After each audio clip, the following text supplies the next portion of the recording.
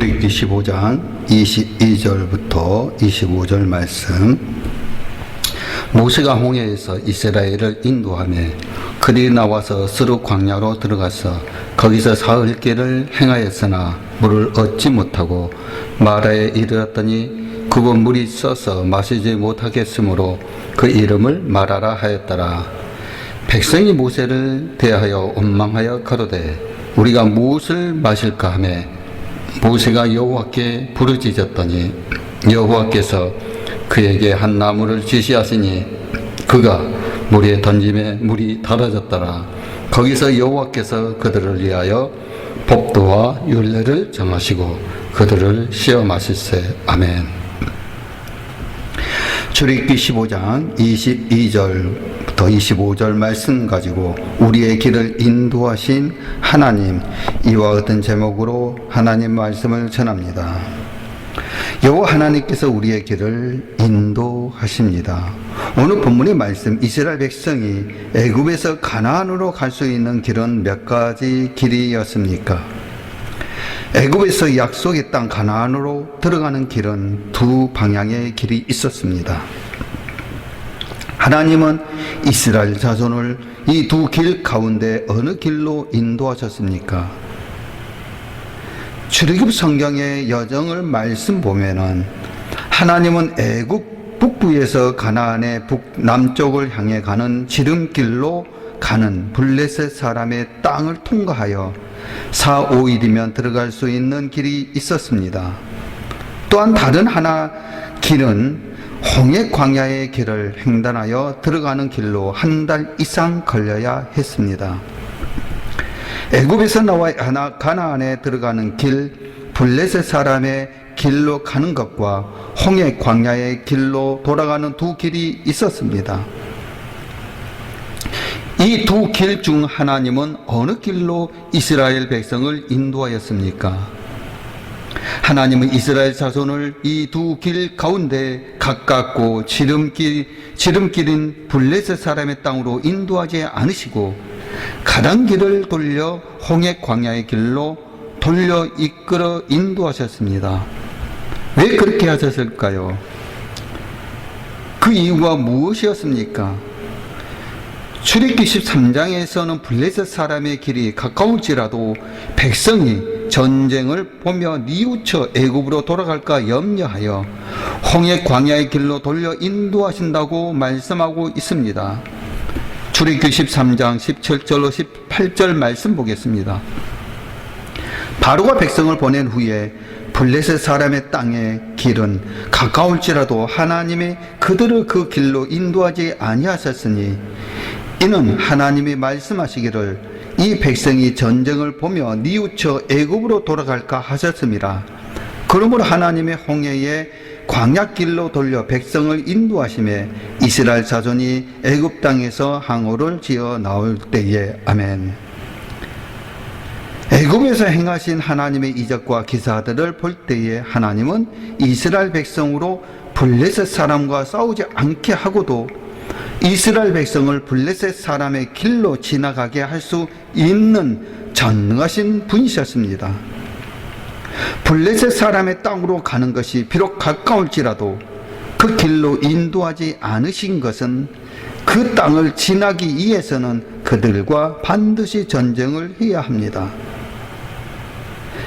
전쟁을 하게 되면 이스라엘 백성은 다시 애굽으로 들어가고자 할 것이 뻔할 일이기 때문에 하나님께서 홍해 광야로 돌려 인도하신 것입니다. 그래서 하나님은 블레셋 사람의 길로 그들을 이끌지 않으시고 오히려 홍해 광야의 길로 돌려 인도하셨던 것입니다.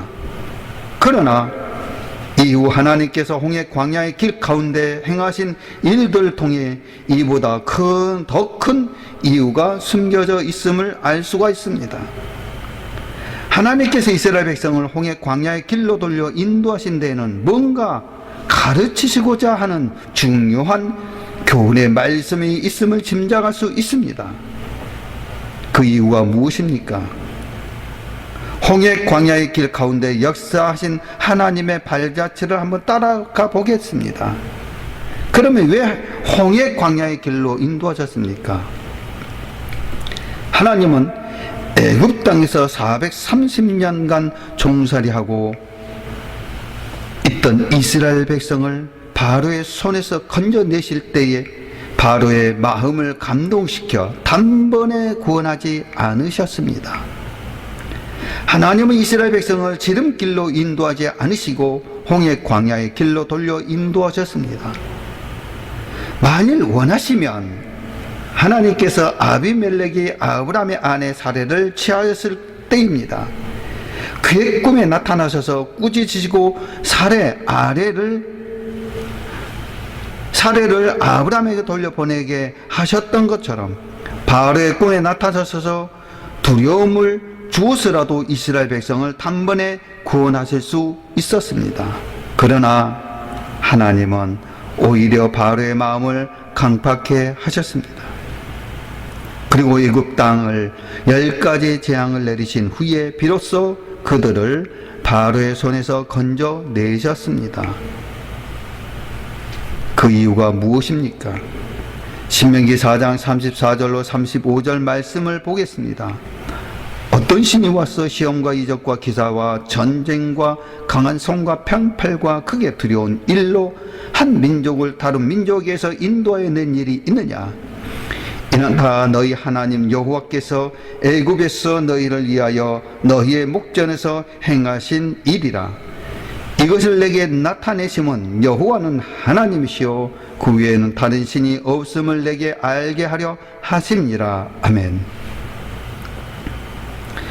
한 민족을 다른 민족에서 구원하여 낸 것은 대개 어떤 영웅이나 아니면 이웃 나라를 통해서 이루어집니다. 그러나 이스라엘 백성을 애굽에서 인도하여 낸 것은 사람이나 다른 민족이 아니라 여호와 하나님이셨습니다. 홍해 광야의 길, 곧 마라, 엘림, 신광야, 르비딤에서 행하신 하나님의 기적들을 통해 하나님께서 교훈하신 것이 무엇이었습니까? 이스라엘 자손을 애굽에서 구원하여 내실 때 애굽 땅에 10가지 재앙을 내리신 이유가 상천하지에 오직 여호와만이 하나님이시요 그 외에 다른 신이 없음을 알게 하기 위함이었던 것입니다. 이와 마찬가지로 하나님께서 이스라엘 자손을 홍해 광야의 길로 이끌어 가신 이유는 여호와께서 구원받는 주의 백성에게 어떤 능력을 베푸시는 분인가를 보다 분명하게 가르치시기 위해서였던 것입니다. 애굽 땅에 10가지 재앙을 내리신 이유와 홍해 광야의 길로 돌려 인도하신 이유, 여호와 하나님께서 친히 개입하셔서 애굽 땅에 10가지 재앙을 내려 그들을 징치하심으로 구원하여 내신 것입니다. 그런데 그 이유가 여호와는 하나님이시요 그 외에는 다른 신이 없음을 알게 하기 위함이었다는 것입니다. 먼저 그것을 종합해 보면 홍해 광야의 길은 하나님이 구원받은 주의 백성에게 어떤 능력을 베푸시는 분인가, 즉 예수 그리스도를 믿고 교회 생활하는 성도에게 어떤 은혜를 베푸시는 분인가를 구체적으로 가르치신 것이었습니다. 다시 말해 예수 믿는 성도에게 하나님은 어떤 분이신가, 그것을 가르치시기 위해 블레셋 사람의 길로 그들을 인도하지 않으시고 홍해 광야의 길로 돌려서 인도하셨던 것입니다. 홍해 광야의 길 가운데 역사하신 하나님의 발자취를 저 여러분들은 따라가 보겠습니다. 홍해를 건넌 후 이스라엘 자손이 처음으로 도착한 곳은 마라였습니다. 이스라엘 자손은 이 마라에서 어떤 어려움을 만나게 됩니까? 홍해를 건너게 하신 목적이 무엇일까? 전능하신 여호와 하나님이 우리의 구원자라는 것을 알게 하기 위해서 하나님은 이스라엘 백성을 가장 먼저 홍해 앞에 서게 하셨습니다. 그곳에서 그들은 앞에서는 넘실거리는 홍해가 있었습니다. 뒤에는 애굽의 바로 군대가 추격해 오고 있습니다. 이스라엘 백성들에게는 진퇴양난의 어려움에 빠지게 됩니다. 이때 하나님은 큰 동풍으로 밤새도록 바닷물을 물러가게 하십니다. 마치 홍해를 마른 땅과 같이 만들어서 이스라엘 백성들에게 바다 가운데 난 길, 즉 육지로 행하게 하셨습니다. 그리고 그들이 다 건넜을 때에는 물의 세력을 회복시켜 뒤따라오던 애굽의 군대를 덮어 하나도 남기지 않고 애굽 사람들을 진멸하셨습니다. 이런 놀라운 구원의 역사를 체험한 후 이스라엘 백성들은 여호와는 나의 힘이요 노리시며 구원이 이시로다 라고 고백하며 하나님을 찬양하게 되었습니다. 출애굽기 15장 2절의 말씀입니다. 여호와는 나의 하나님이시요 노리시며 나의 구원이시로다. 그는 나의 하나님이시니 내가 그를 찬송할 것이요 내 아비의 하나님이시니 내가 그를 높이리로다. 아멘. 애굽에서 행하신 10가지 재앙을 통해 상천하지에 오직 여호와 하나님만이 유일하신 하나님이요 그 외에는 다른 신이 없음을 알고 있었습니다. 이스라엘 백성이 이제는 그 하나님을 나의 구원자로 고백하며 찬양하게 된 것입니다. 그래서 이 사건을 신약 성경에서는 세례받은 사건으로 말씀하고 기록하고 있습니다. 고린도전서 10장 1, 2절의 말씀입니다. 형제들아 너희가 알지 못하기를 내가 원치 아니하노니 우리 조상들이 다 구름 아래 있고 바다 가운데로 지나며 모세에게 속하여 다 구름과 바다에서 세를 받고. 아멘. 그렇다면 하나님께서 이스라엘 백성의 가는 길을 돌려 그들로 홍해를 건너가게 하신 목적은 무엇입니까? 여호수아 4장 23절로 24절에서는 홍해를 건너게 하신 목적과 요단을 건너게 하신 목적이 같다고 말씀하고 있습니다. 여호수아 4장 23절 24절 말씀, 너희 하나님 여호와께서 요단 물을 너희 앞에 마르게 하사 너희로 건너가게 하신 것이 너희 하나님 여호와께서 우리 앞에 홍해를 말리시고 우리로 건너게 하신과 같았나니 이는 땅의 모든 백성으로 여호와의 손이 능하심을 알게 하시며 너희로 너희 하나님 여호와를 영원토록 경외하게 하려 하심이라 하라. 아멘. 하나님은 홍해를 말리시고 이스라엘 백성을 건너게 하심 같이 요단물을 그들 앞에서 마르게 하사 건너게 하셨습니다. 의인과 그들에게 하나님은 전능하심을 알게 하여 여호와 하나님을 영원토록 경외하기 이함이었던 것입니다. 따라서 우리를 구원하신 목적은 여호와를 영원토록 경외하기 이함입니다. 즉 경외한다는 말은 두렵고 떨림으로 섬긴다는 말씀입니다. 전도서 12장 13절에서는 여호와를 경외하는 것이 사람의 본분이라고 말씀하고 있습니다. 전도서 12장 13절 일의 결국을 다 들었으니 하나님을 경외하고 그 명령을 지킬지어다. 이것이 사람의 본분이라. 아멘. 그리고 이어지는 전도서 12장 14절에서는 하나님께서 우리의 모든 행위와 모든 은밀한 일을 선악간에 심판하신다고 말씀합니다. 전도서 12장 14절 말씀, 하나님은 모든 행위와 모든 은밀한 일을 선악간에 심판하시리라. 아멘. 선한 일을 하나님께서 우리를 지으신 창조의 목적이라는 것입니다. 에베소서 2장 10절의 말씀 보면 우리는 그의 만드신 바라 그리스도 예수 안에서 선한 일을 위하여 지으심을 받는 자니 이 일은 하나님이 전에 예비하사 우리로 그 가운데서 행하게 하려 하심이라. 아멘. 그리스도 피로 구속하신 목적입니다. 디도서 2장 14절의 말씀 보면 그가 우리를 대신하여 자신을 주심은 모든 불법에서 우리를 구속하시고 우리를 깨끗하게 하사 선한 일에 열심하는 친 백성이 되게 하려 하심이라. 아멘. 여호와 하나님께서 우리에게 창조의 목적은 다른 말로 사람의 본분입니다.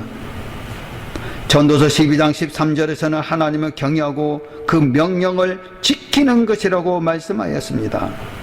그러므로 선악간에 심판하신다는 말은 하나님을 경외하느냐 경외하지 않느냐를 심판하신다는 것입니다. 선악간에 심판한다는 말의 의미는 요한복음 5장 29절에서 더욱 분명하게 말씀하고 있습니다. 요한복음 5장 29절 선한 일을 행하는 자는 생명의 부활로 악한 일을 행하는 자는 심판의 부활로 나오리라. 아멘. 선한 일을 행하느냐 악한 일을 행하느냐입니다.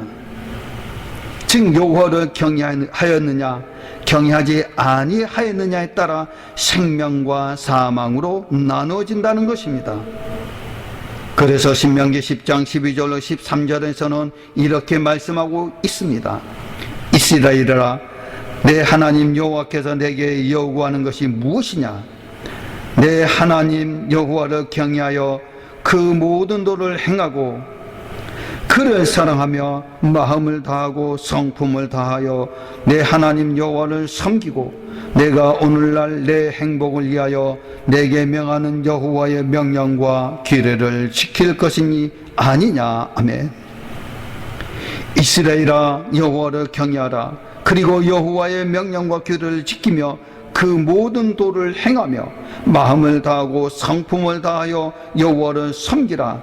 이것이 너희를 괴롭게 하려는 것이 아니라 오히려 너희의 행복을 위함이니라 라고 말씀하고 있습니다.